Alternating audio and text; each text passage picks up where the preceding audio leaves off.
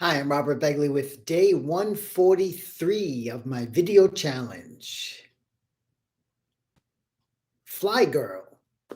That's today's topic. Until a couple of months ago, I never heard of this woman named Jackie Cochran, but one of my coworkers, Angel, wrote a piece about her in the Objective Standard, and what a life of adventure. Jackie was early 20th century, born like 1910, 1911 or so, and she gravitated to the air. Well, actually, two industries she conquered. One was cosmetics.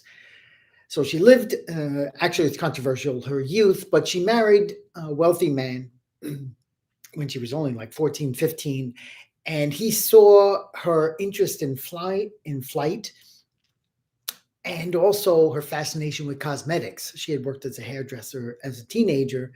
And so he funded her launching this cosmetics business, which she ran for like almost 30 years. Very successful. At one point, she had Marilyn Monroe model with her lipstick. But the real achievement was breaking the sound barrier as a female.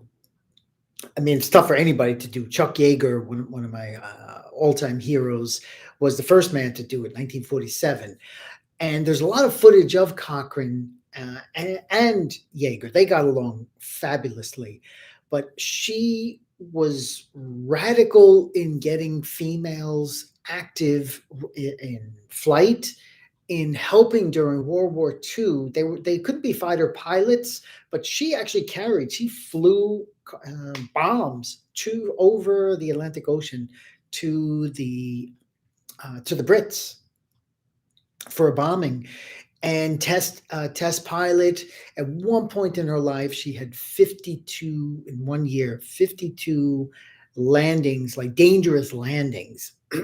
First time she ever went up, the basically the brakes didn't work, and she had to land and do an emergency landing. And she actually thought that the guy who owned the plane had rigged it that way to kind of test her, but he didn't do that. So just a fabulous woman, a fabulous story. I'd recommend the Objective Standard article, From Sawdust to Stardust, I think or Stargazing.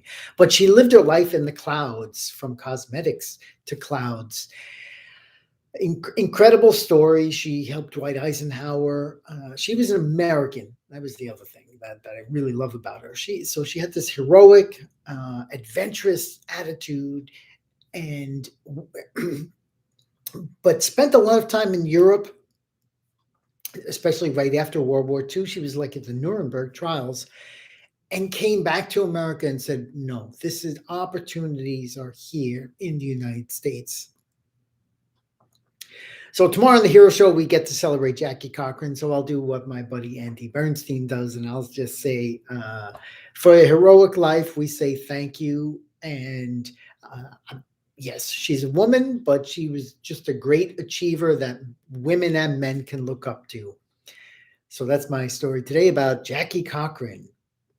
See you tomorrow, day 144.